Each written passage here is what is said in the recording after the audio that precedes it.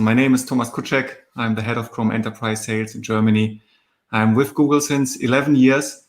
And, I'm pretty happy that we have a balanced session with, 50% male and 50% female, which is huge. So thanks for this. For the introduction, I would like to start with Katharina Brodt. She seems to be the next one in line. Yeah, thank you very much, Thomas. My name is Katharina. I am working at Umicore. We are a materials technology and recycling company. So I think the interesting fact at Umicore is that we can not entirely invite our workforce to work from home at the moment because we have obviously production facilities.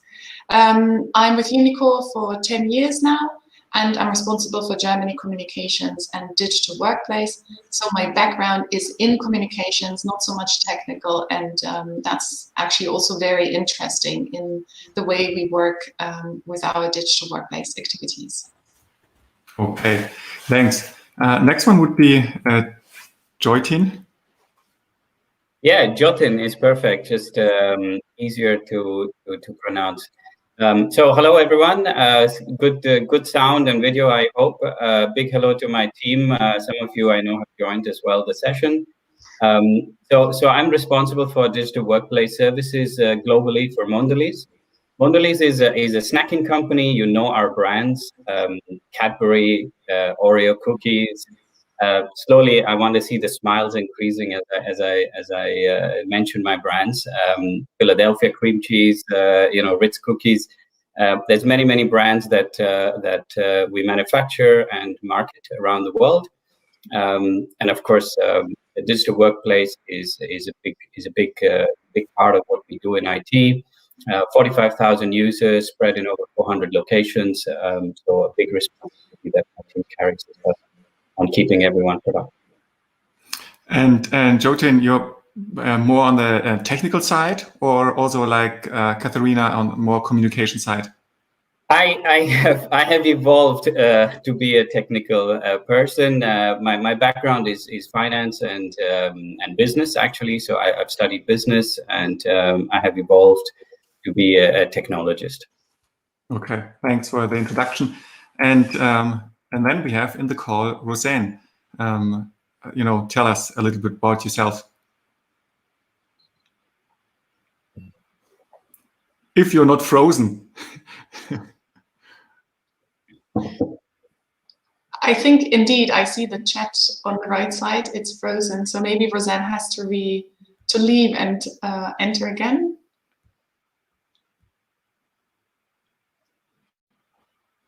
Oh, so she left. That works. And I guess that's what she's doing now. Okay. So let's wait a couple of minutes and see if Rosanne is coming back.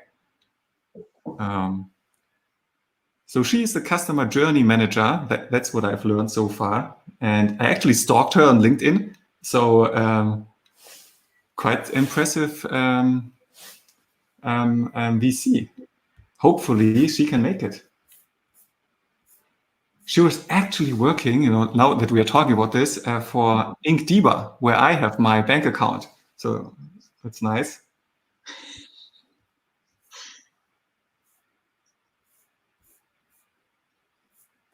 Otherwise, let me ask, some beginning questions, and let's see if she's coming in, and if she's coming in, we'll follow up with the introduction. Oh, I think looks positive. Perfect, Rosanne. Good to see you back, and now you're not frozen, and we can hear you. That's perfect. So, tell us a little bit about yourself. Sure. I just heard some of your words, but indeed, you mentioned correctly, I'm working in KLM customer experience. Obviously, a very challenging time for us last year, not only personally, but also business-wise. I've been working at KLM for 3 years now, where I'm responsible for personalization, so creating a one-on-one experience for all of our customers, and happy to join today. Yeah, you're welcome. Good, great. So now when we're looking back to 2020, obviously one major thing that changed a lot in communication and IT industry, obviously, is COVID. and it forced a lot of people to it forced a lot of companies to send people to the home, and actually it helped quite some IT companies with VCs, what we are doing now.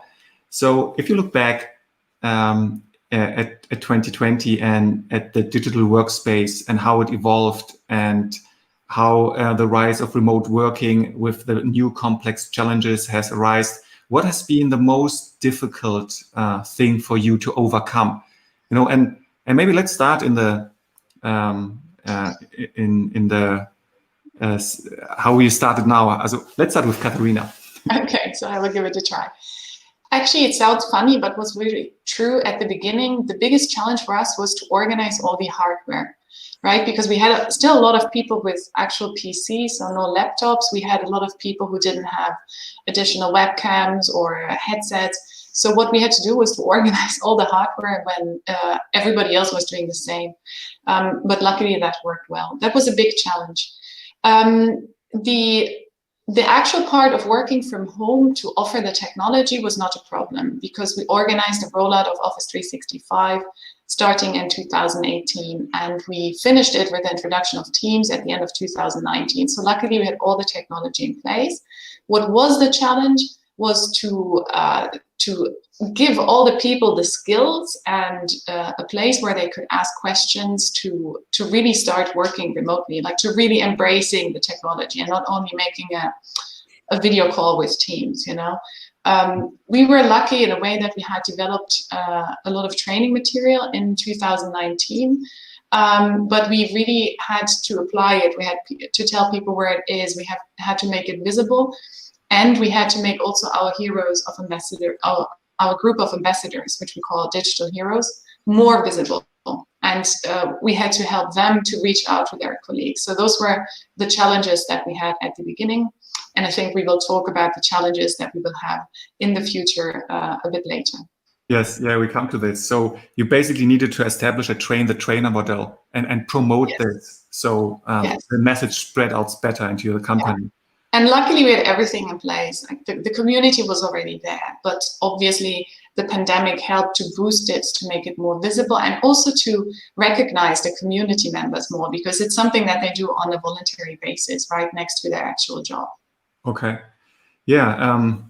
Jyotin, how was it for you? What was the most thing? Yeah, so a few similar experiences to Katharina. Technically, I think we were able to move into a good place very, very, very quickly. We had some VPN choke-ups, for example, and we had, Skype had to be sort of divided into multiple tenants, for example. But we were able to overcome those technical challenges pretty rapidly with the team. To Katharina's point, we did have. With the lockdowns, especially in the larger countries, Italy, the lockdown was very, very quick, very, very sudden. So we had to be very agile in terms of how we were handling our users, supporting our users, providing the equipment, getting in the office to actually remove some of our equipment as well, including PCs. Our partners in India, our BPO providers and partners in India were struggling with also availability of hardware. So even just the basics, right, became a challenge at the time, I would say. Otherwise, we cruised through working from home. Literally 80% of our workforce are knowledge workers, right? Of course, our manufacturing footprint never shut down. But our knowledge workers, really 80%, 90% of our workforce overnight had moved to working from home.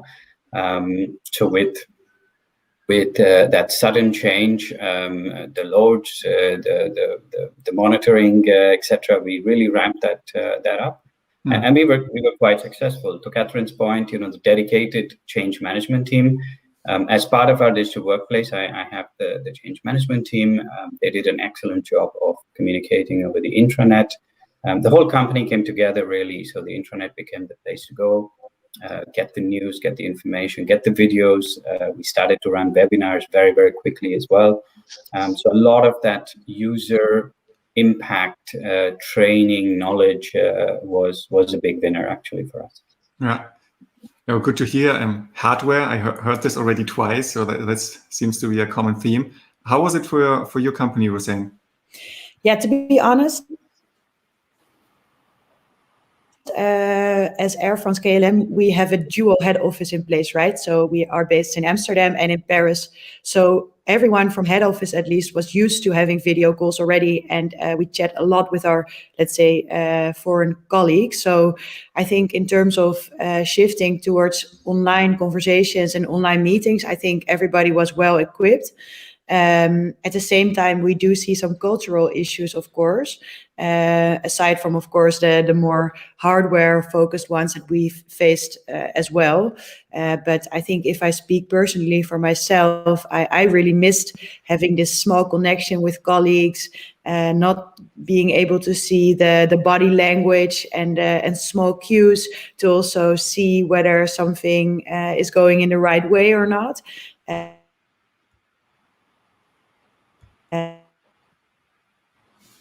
So I think there was a shift for everyone, how we could collaborate effectively. And I think my living room had basically a burnout.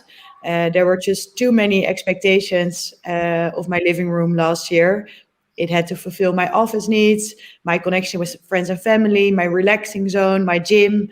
So I think for lots of people, the change of scenery, we missed very much. So that was something we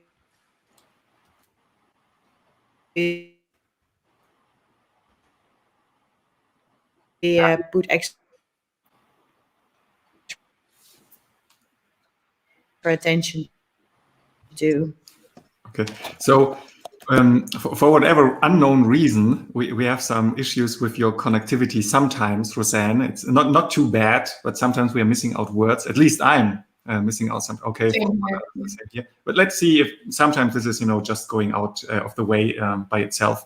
And it's for me it's the same. I'm so happy to have a house outside of Munich, and but anyhow, my space that I'm having, my workspace, is also my living space. You see the bed behind me, and it's somehow, we need it all to reuse our space that we have with multiple things.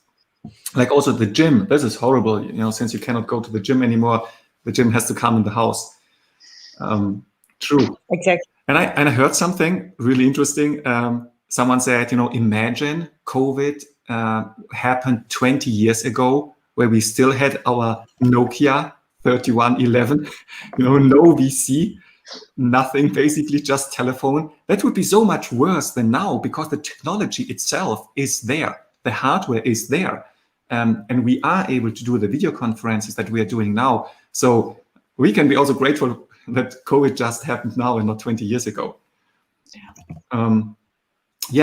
So if you look, at a little bit into the future, and if you try to think about the next steps that helps you further enhancing your workforce in 2021, there are most likely a couple challenges here. What do you see when you look at your own data and from employee feedback, how to accomplish this? Katharina, I think I'm always the one who starts, because that's very easy then. Yeah. Okay, well, I will start. What we see from the data is that we had incredible adoption figures over the last year. We had growth numbers of 1,000% over a year for stuff like video calls or online meetings. So on the one hand, we see a lot of adoption, but mainly for these kind of mainstream tools, right? So if you speak in the Office 365 context, it's mainly Teams that people are applying.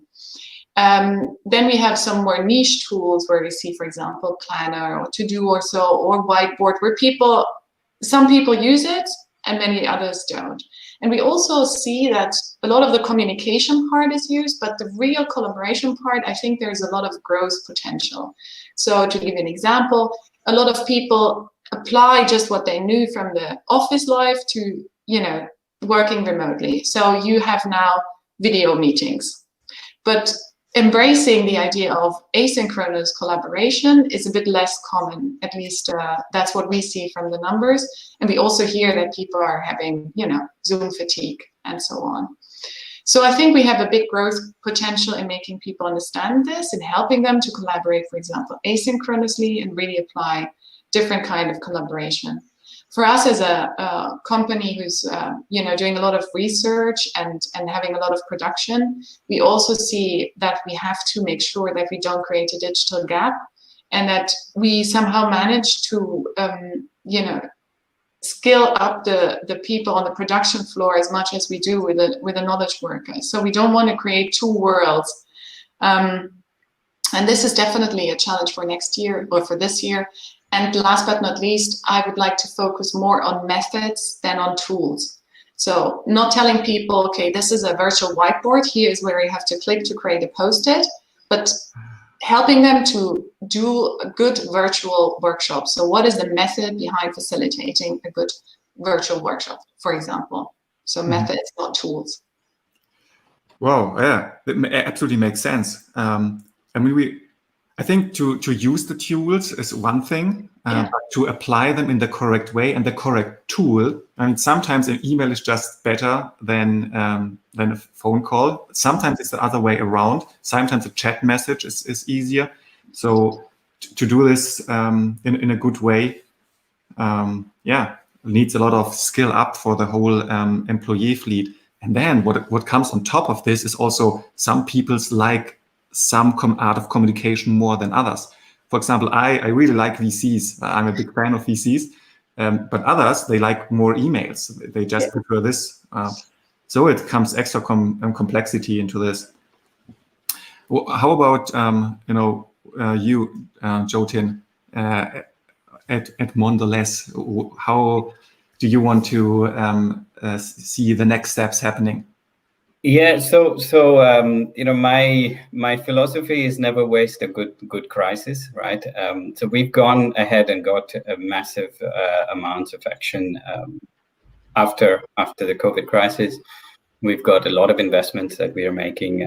Of course, the Teams journey has started. We are evolving that into a full Teams environment. So we want to take out all traditional telephony. As far as we can, that will increase our flexibility agenda. We are also, as a company, committed towards reducing our office spaces and, sort of using them for a different purpose, not to come and do their work, but to come and collaborate, right? So there is a big shift towards how, a little bit to Katharine's point, the way of working needs to evolve, right? The collaboration needs to evolve. And we are focused on investments in that area. Change management plays a big role, but also technology investments. So Thomas is not going to like me after the call, but we continue to go in the Microsoft world with investments in modern management tools like Intune, so people almost never have to come to the office, right? A PC will get shipped from the factory straight to the user. And get signed into Intune, MFA we have invested in over the last 1 year. Teams I already mentioned, all the whiteboarding tools. We're also bringing in Surface hubs for collaboration where we can. Investments in webcams and mobility, and a big area of investment is of course our Power Platform. So really creating that mobility for the end user. So there's a certain persona, I think, Katharine, you agree, a certain persona that doesn't want to change, right? But then there's a certain persona that wants to go faster and faster and faster. We're trying to enable that persona with citizen development, giving them tools in the Power Platform, the Microsoft Power Platform, creating apps, creating workflows, really empowering them to work differently, working from home, working remotely, but yet feeling that ability to be fast, be in the place at the right place at the right time. So lots of investments still coming. Productivity never stops. How can you get even more productive? That's where the game lies. Okay. Interesting and immediate two feedback points that I have is reducing office spaces. You said this. So this sounds like negative investment. Have you already reduced some office space so far? We've made some conscious decisions where we see that the knowledge workers as such, the quality of collaboration for the knowledge workers is not reducing by working from home. We've observed this over a year right now. So yes, we have started to make those conscious decisions. There are other places where, as I mentioned, we are transforming the utility of the office. It's not a place where you have desks and screens and you come and do your work and attend phone calls. It's a place where you want to come to collaborate. It's where you want to come and have a coffee with your colleague, or meet a client, or meet a supplier, right? So it's about creating a different need for the office, and not a desk office, not a desk space. Yeah, interesting for us. At Google, it's the same. We have not done any steps into reducing it so far, but and I don't want to make a prediction in this direction, but it might come. And the use of the office itself will change definitely. For customer meetings, it's just perfect, and also the usage of collaboration possibilities is there, just pretty good. Yeah. I think Google is going also in the same direction as you mentioned. And then, the second point for me was Intunes, which we are using for Microsoft. We have the same. It's called Zero Trust. I just want to mention it, so it doesn't fall under. So what Microsoft can do, we can also do. Rosanne, what's about the next steps and future for you at KLM, if you're still with us? I'm still here. Do you still hear me? Yeah. Yes. There's always one person who messes it up, and I'm today that one. But to be honest, if I look at our strategy going forward, we do similar things as the ones Catherine and Jyotin just mentioned. At the same time, I think one thing that became so clear in the pandemic is that physical contact just can't be replaced, right? So we're figuring out now how to also effectively reorganize and replan those moments we interact with our colleagues. So not only are we redevising our office strategy, we're also thinking about our own corporate travel strategy. So instead of going twice a week or 3 times a week to Paris, daily flights basically, we want to lower that frequency of travel, but increase the intensity of time spent with colleagues. So including overnight stays, social gatherings, truly connecting, to really make sure that we bond, but on a different basis. So we have this starting point from which we can also connect virtually.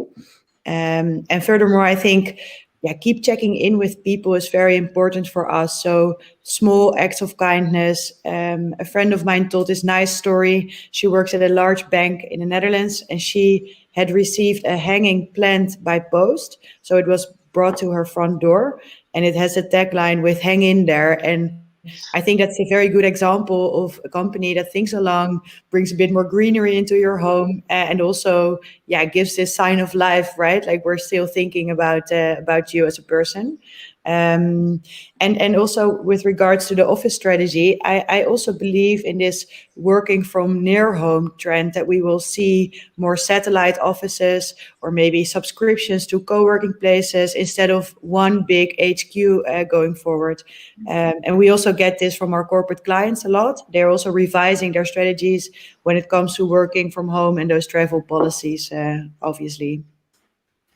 Yeah, actually, I have to say that I love the headquarter that we have in Munich. It's a beautiful headquarter from Google, and we're actually investing into we bought an area in Munich where we are building up a new headquarter, and because of the pandemic, we are repurposing it right now.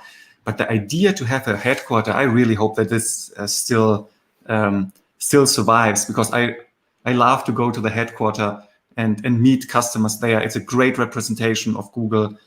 Obviously, it won't be definitely as it was it will change.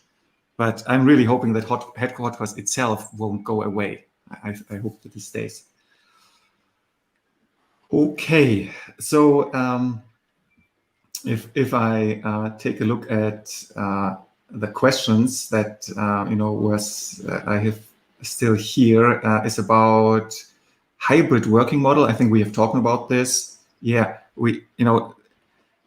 what's also interesting, what our CFO Ruth Porat at Google said is it was easier, and obviously we have all the technical tools available. It was easier to bring the people into the home office than bringing them back.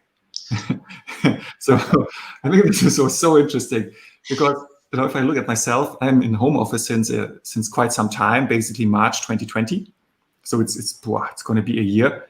And at first it's really nice, and then I really started to miss a lot of things, like my colleagues, the lunches.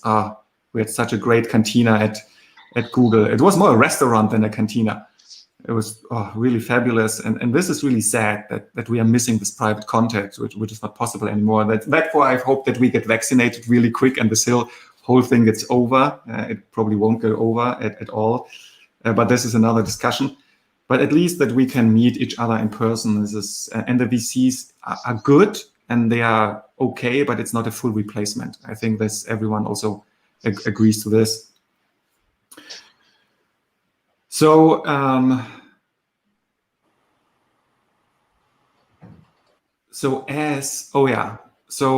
let's make a little bit of shift into how the cloud helped also to accomplish this. And if I'm hearing what you're using, Office 365 has been mentioned a couple of times, Teams has been mentioned a couple of times. So the pendant is Google Workspace and Google Meet. So just that that not only Microsoft exists here, we have also the same offering, similar offering. Obviously, it's better, but that's you to choose.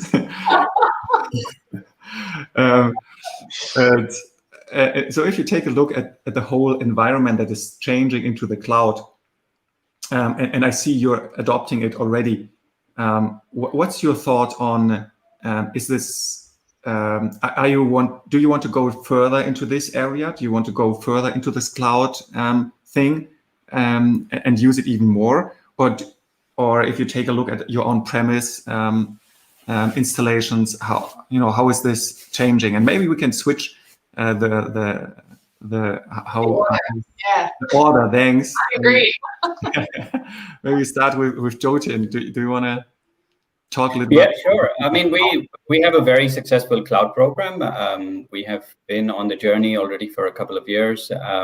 So we have SAP and non-SAP systems on the cloud. We continue to invest in our cloud journey. Google plays a big role in the cloud journey. So Thomas, we definitely do give you business as well. The constraints, to be honest, with cloud, the usual constraints, I think, for a food company, we grow through acquisitions, the brand acquisitions. That always brings a lot of legacy applications into the ecosystem. So it's always difficult to transform to a fully cloud. So we're on the journey. It's multi-year, multi-country investment. Constraints are really around the legacy applications, people, right? There's a lot of dependency on resources and availability of people to be able to really lift and shift to the cloud. And honestly, just lifting and shifting is not enough. We want to transform as we lift and shift. So in the end user computing space, yes, we have certain 100% plans of being in the cloud. I mean, I would say honestly, 80% of it is already there. With Intune, we go even further into that space. But with you say at an enterprise level, I would say we're on a safe journey. Investments continue as we go through. Mm-hmm. Wow, 80%! Wow, that's a huge number. Rosanne, how it is for KLM? Well, I don't know the numbers by heart, but I believe that that indeed the cloud is the way to go for us as an airline company. Well, we basically try to digitize all our processes, and that wasn't always done very strategically or with the future in mind. So we have been facing legacy issues since day one, to say so. At the same time, that also makes the case for that we nowadays think better about what decisions to take on technology perspective. So yeah, I do believe that this is a strategy that we will continue. Obviously making use of all the existing players. And the good thing is that I think there has been so much investment in these virtual companies and VCs nowadays that the technology will only improve and democratize and demonetize. So I think that's a great step. Okay. Yeah, and before I let Katharina answer, for Google, obviously we do a lot in the cloud. I mean, every single program we produce is a cloud app, so runs in the browser.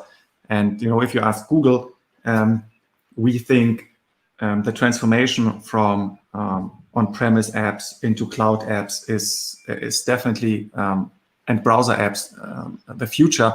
Not only technical-wise, because it's an abstraction layer from the operating system, and the operating system therefore gets more and more irrelevant because you now make application for the browser with the huge benefit that it runs on any application, on any operating system, if it's Windows, Mac, or Linux. So if I take a look at modern companies which do not exist so long, and let me choose, for example, Tesla.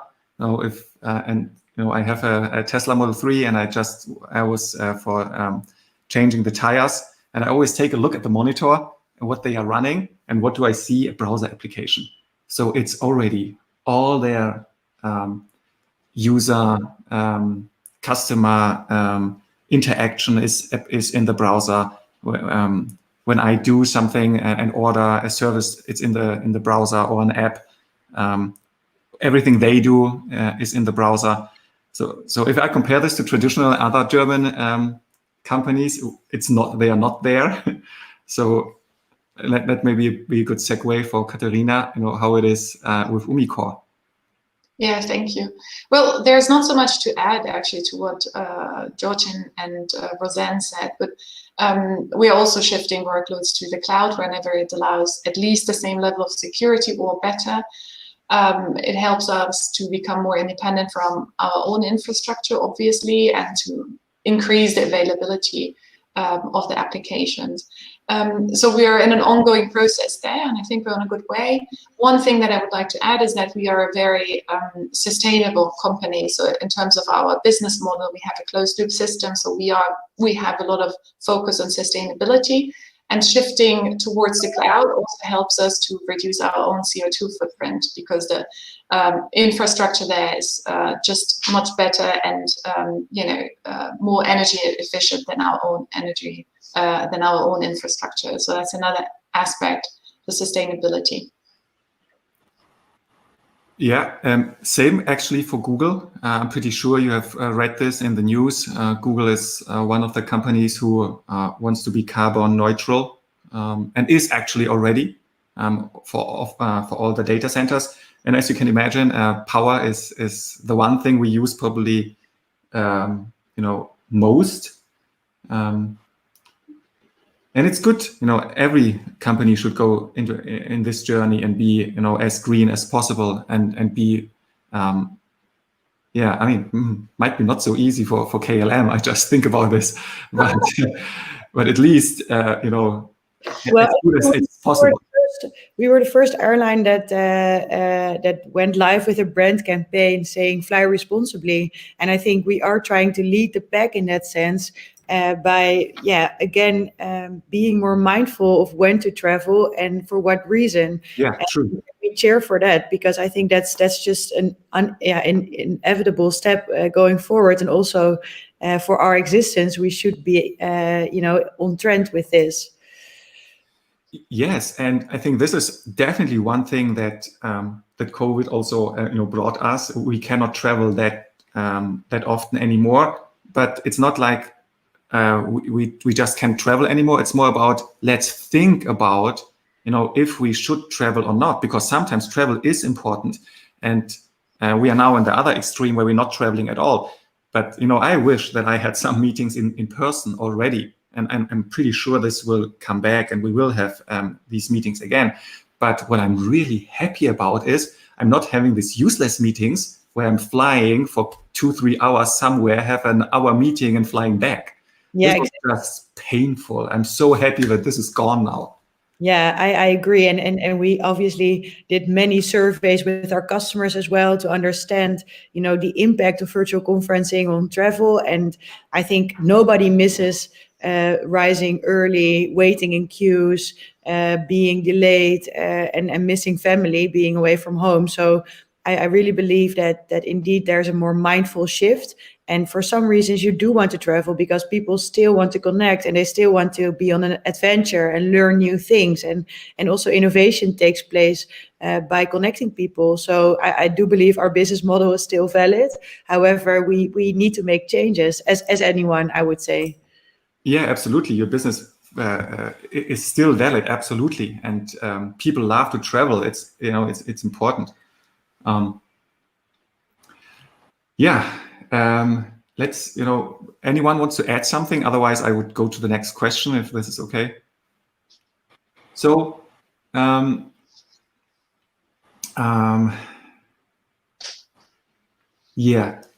let's come to security and security threats that also came up with, the move to the cloud. I mean, a lot of things are changing.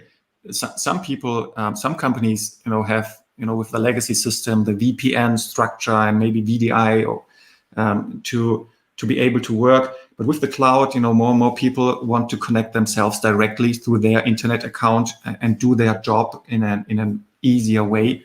I mean, I'm pretty sure some of you who have tried a video conference in a VDI solution, it's just full of latency, it doesn't work. So this is changing. And it most likely also opens up security threats. And the question is, how do you tackle this? How do you figure out, what you can do and it's still secure? And how do you need to adapt in a secure way? Not only you can talk about antiviruses and maybe backend systems or how you want to tackle this.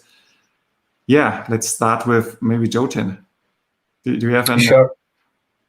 I mean, as I mentioned, we did beef up our security measures in 2020, considering the shift from work. I mean, we were of course fully encrypted. We were already on the Windows 10 journey, so the basics were already in place. We strengthened our multi-factor authentication protocols. For our sales force, which is out in the field, with the Intune deployment and multi-factor authentication, we brought in a different level of protection. Again, I'm talking more endpoint, right? Mm-hmm. We had a pretty robust network access control in place. Our network firewalls were always strengthened. So.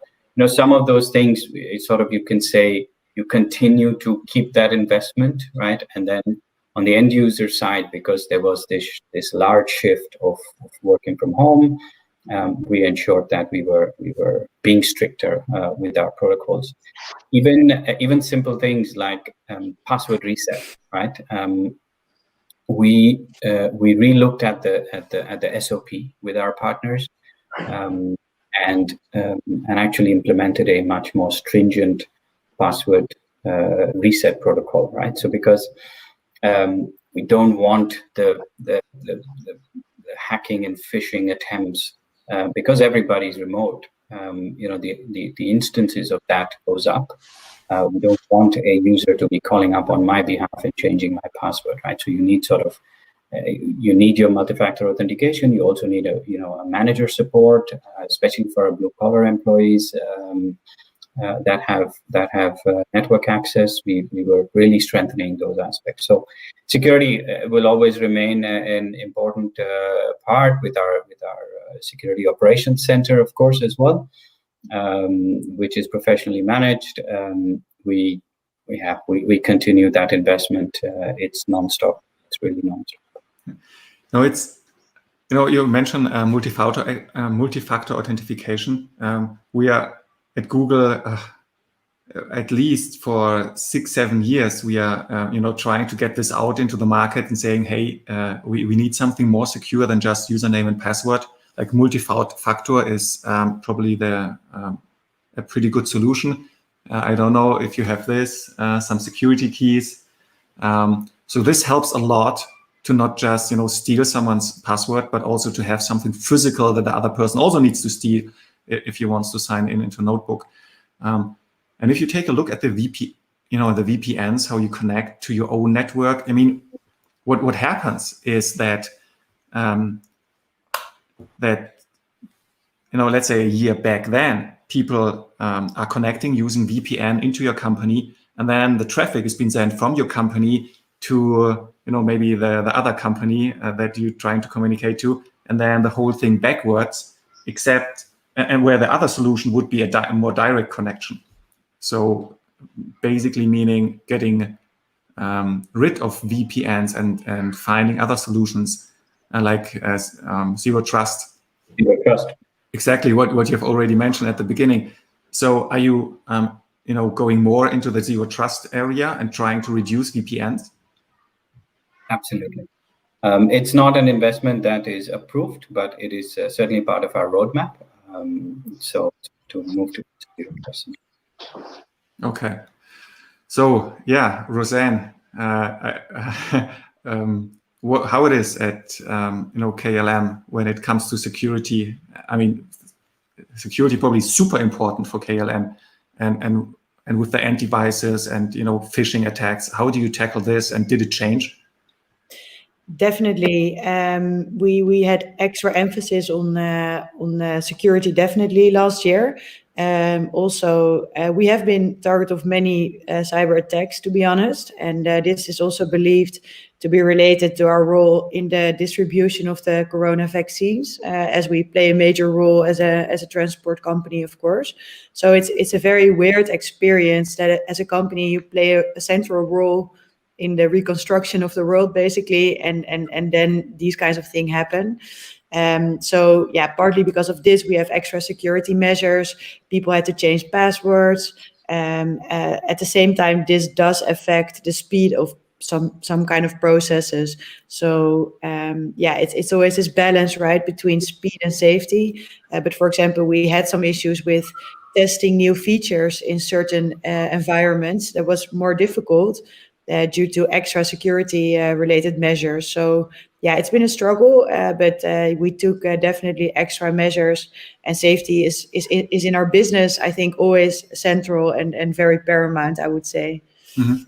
And have you also implemented some two-factor authentication with security keys? We already had that in place.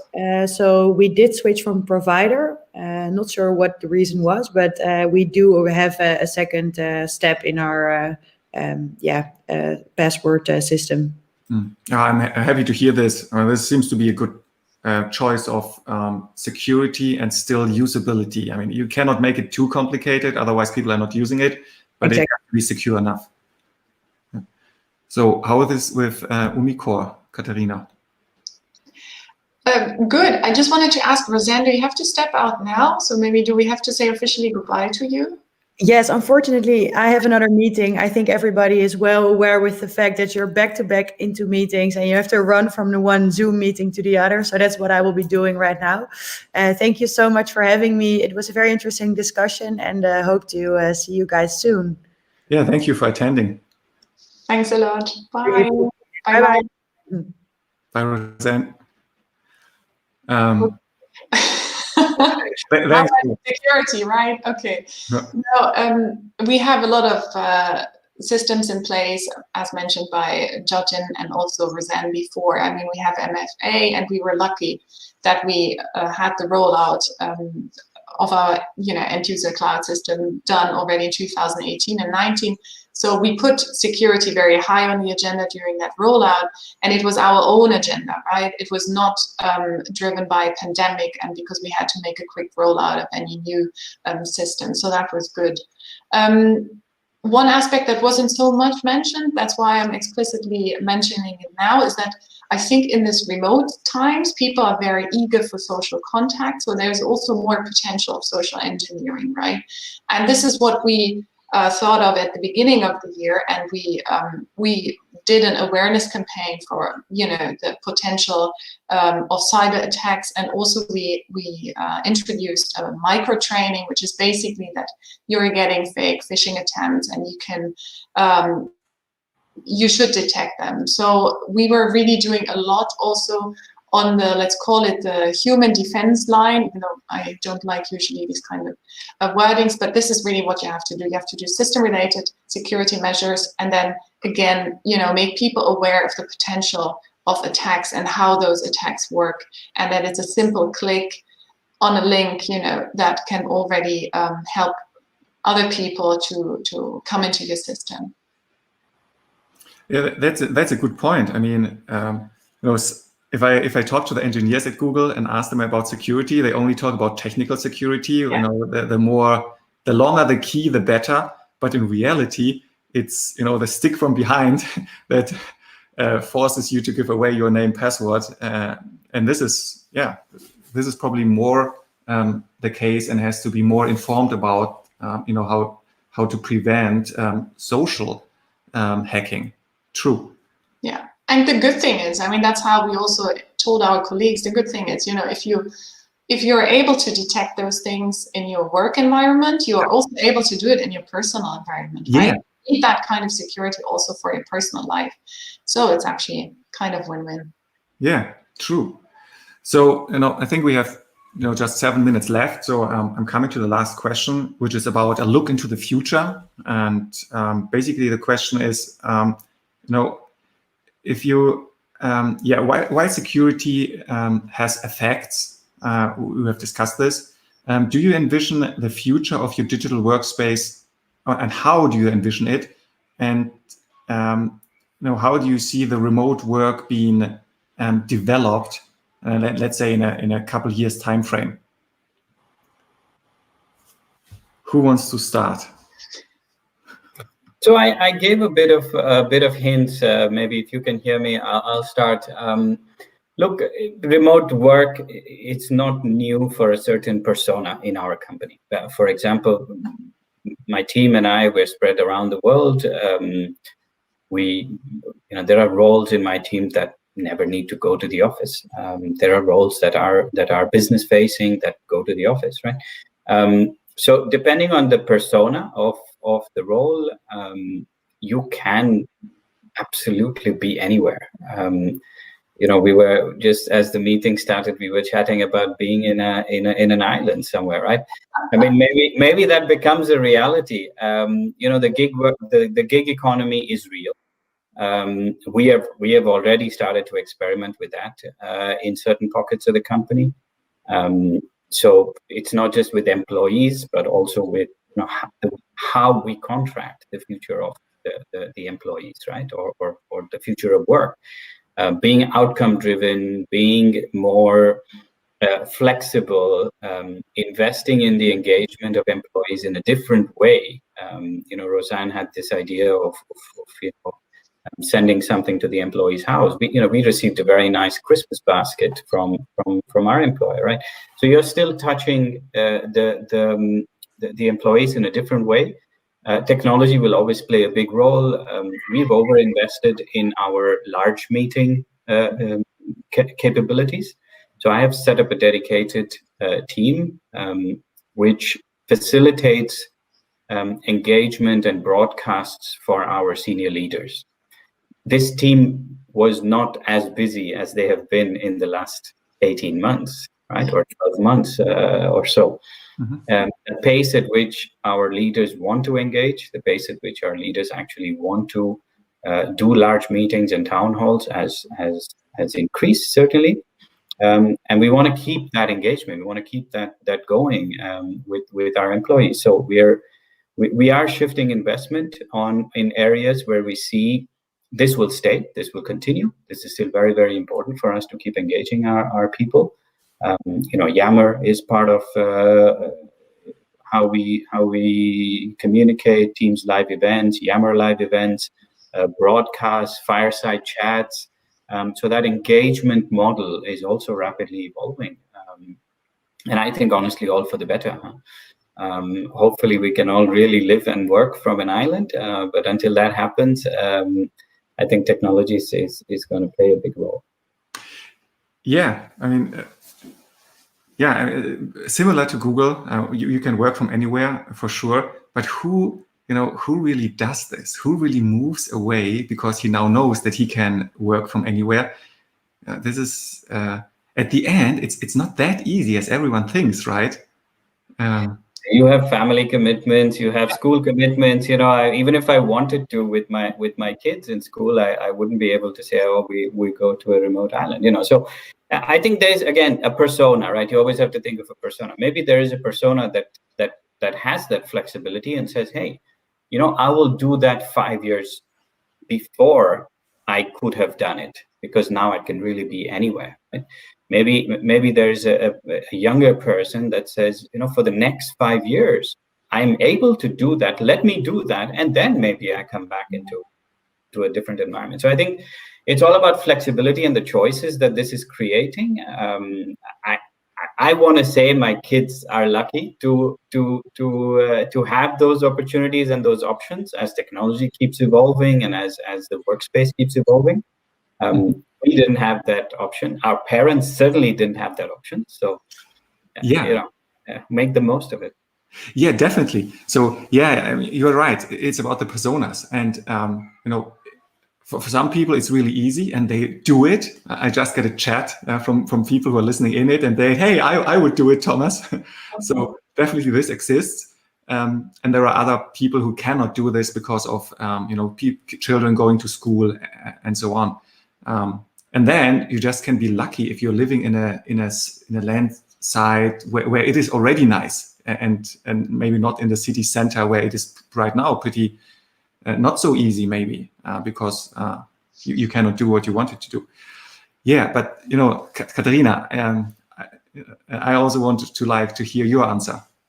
Yes, talking about the future of work. I think we've already spoken about it a bit during the discussion, right? So for a company like Umicore, where we do have a big part of the workforce that is actually on the side, I still think that the hybrid model is the way we are going to go in the future. We have to see it in different regions, because obviously there are different, ways that the local rules are, also different cultures. How much are people used to being, to working from home, to lead from home? How much do they have to learn that? So we are definitely going to tackle this, or we are already. So planning for the future. I think that's important. But one thing that I would like to say, and that's a bit from my experience as a communicator, is that I haven't seen as many experiments in Umicore. Now, not talking from R&D perspective, but in the way we are working, in the way we are communicating in 2020 than in any of the years before. It's not comparable. And I've also received the feedback from our colleagues that many of them have actually felt very well informed and very close to our leadership team. And that's because we were extremely experimental with the technologies that we had at hand. And also the leadership team was very open to trying out new things, speaking very often and regularly to a lot of people, in virtual town halls, etc. Everybody throughout the company has tried out new things like, virtual bar camps, huge online team events with escape rooms, etc., etc. So what I hope is going to persist is that people are very experimental. They are not afraid to fail. It's okay to just try out an idea and then see how it works. And this thing to start creating an idea, not thinking about it or not driven by technology. So first sketch out what you want to reach, try to have a good idea about certain things to engage with your colleagues, and then fit this idea into technology. So if we can move further in this direction, that would be just great. Yeah, technology should always help us, to do the right things and communicate. Yeah. Hey, thanks everyone. This was, really great. I appreciated it very much, and thanks a lot to Katharina, and thanks a lot to Jyotin and to Rosanne, who already had to leave. But thanks everyone for this great conversation.